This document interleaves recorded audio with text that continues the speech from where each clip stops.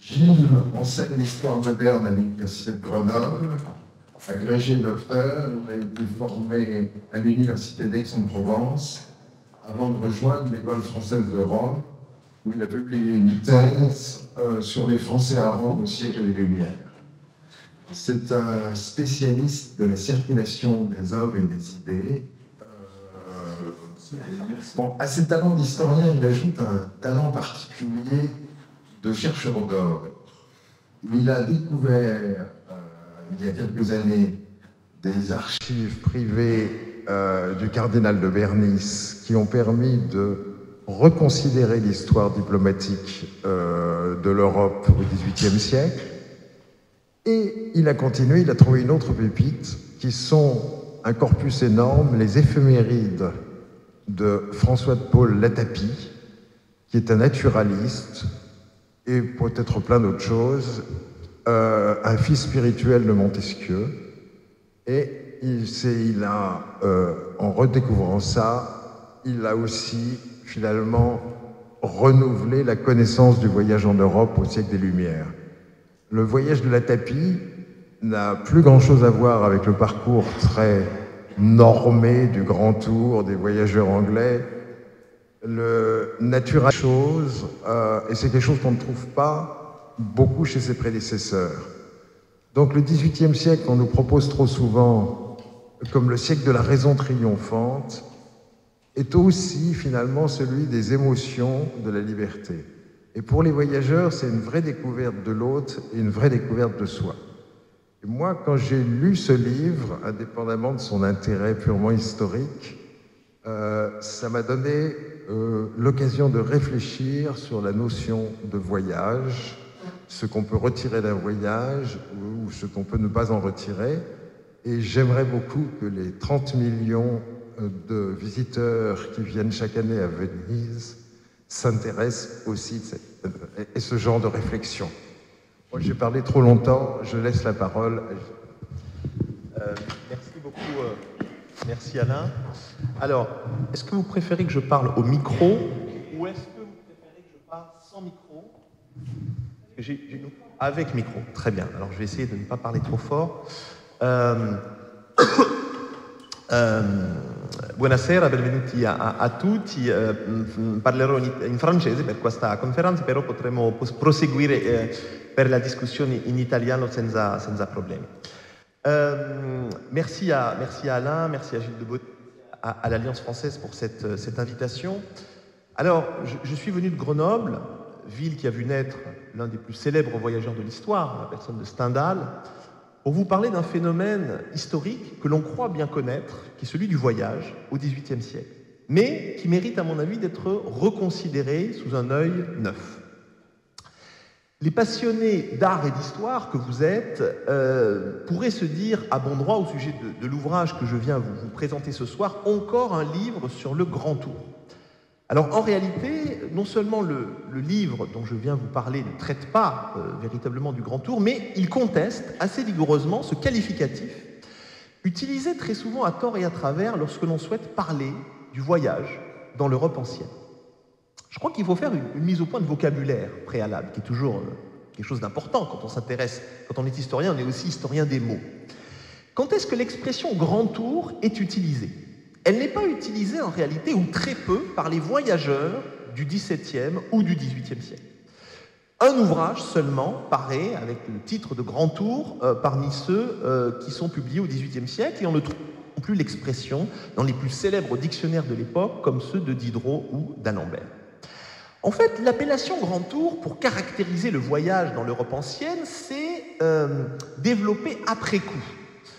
Et à deux époques précises de l'histoire, quand on y réfléchit. D'abord, lorsque sont apparues les toutes premières agences de voyage touristiques, dans le courant du XIXe siècle. L'expression de Grand Tour est à ce moment-là utilisée pour désigner un art du voyage dont ces agences promettent de vendre en quelque sorte à leurs clients.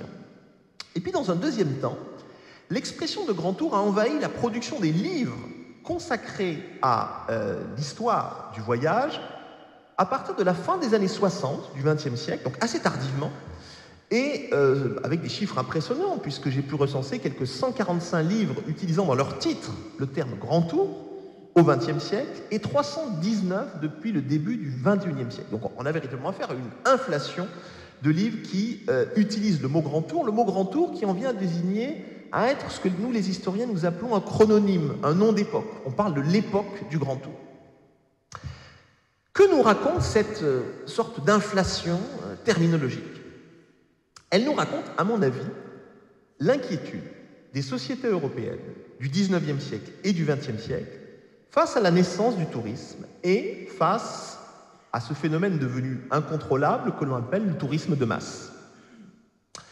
Le touriste étant toujours, aux yeux de celui qui le regarde, l'idiot du voyage, je reprends ici le terme employé par le sociologue Jean-Didier Urbain, l'expression de Grand Tour a permis de mettre en avant une manière plus distinguée de voyager. Et elle s'est donc imposée comme une sorte d'argument de vente d'abord, puis comme un véritable mantra historique permettant de valoriser un supposé âge d'or du voyage dont il faudrait accuser une sorte de nostalgie face au péril que le tourisme fait planer sur la nature comme sur la civilité citadine. À l'heure où les paquebots de croisière envahissent le port, c'est tout à fait le cas heureusement, la lagune vénitienne, à l'heure où les immeubles parisiens se vident toujours de leurs habitants pour laisser place à d'éphémères visiteurs attirés par les tarifs de la plateforme Airbnb, la mise en avant du Grand Tour permet d'exorciser une forme de mauvaise conscience européenne.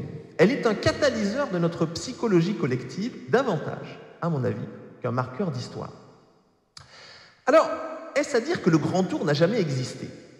Si, il a existé, mais il doit être rapporté à une modalité particulière du voyage dans l'Europe ancienne. Celle du voyage pratiqué par les noblesses européennes, le Grand Tour désignant cette pratique qui conduit, à partir du XVIe siècle, de jeunes nobles, pas seulement anglais d'ailleurs, à parcourir le continent pour cultiver leur amour de l'Antiquité tout en complétant leur formation de courtisans. Ce voyage des élites se fondait sur des principes d'éducation, de distinction sociale, permettant à des individus favorisés par la naissance ou par la fortune de trouver des alter ego, des gens comme eux, au-delà des frontières, et de nourrir aussi des goûts artistiques très valorisés dans le pays d'où ils venaient. Alors, je vous parle de tout ça en préambule, car en réalité, c'est d'une toute autre philosophie et d'une toute autre expérience du voyage que je suis venu vous parler aujourd'hui. Au siècle des Lumières, en effet, de nouvelles catégories de population aspirent à voyager. Et ces couches sociales considèrent le voyage comme un instrument privilégié de leur émancipation, selon des principes, selon des usages qui n'ont que peu à voir, en réalité, avec la pratique du Grand Tour, voire qui s'inscrivent en faux contre le Grand Tour des aristocrates. D'où la question que je vais essayer de traiter avec vous ce soir. Pourquoi les Européens voyageaient-ils au XVIIIe siècle? En quelle expérience a-t-elle été pour eux à la fois, je dirais, socialisatrice et émancipatrice? Dans quelle mesure a-t-elle participé à une aspiration à la liberté qui se donne évidemment pleinement à voir à la fin du siècle lorsque surviennent en France et ailleurs les événements révolutionnaires que l'on sait. Pour répondre à ces questions, l'historien doit se poser des questions de méthode. Quelles sources utiliser pour traiter, et si possible aussi pour renouveler l'histoire du voyage dans l'Europe ancienne? Je crois qu'il y a 3 pistes qui sont envisageables, et j'ai pour ma part dans ce livre choisi d'en privilégier une. Je vais chercher à vous expliquer pourquoi. La première piste, c'est celle des récits de voyage, qui sont extrêmement abondants lorsqu'on parle de l'Europe au XVIIIe siècle, puisqu'ils ont plus que doublé du début à la fin du XVIIIe siècle. On est passé de 1556 titres à 3450 titres pour les seuls ouvrages publiés sur le voyage au XVIIIe siècle.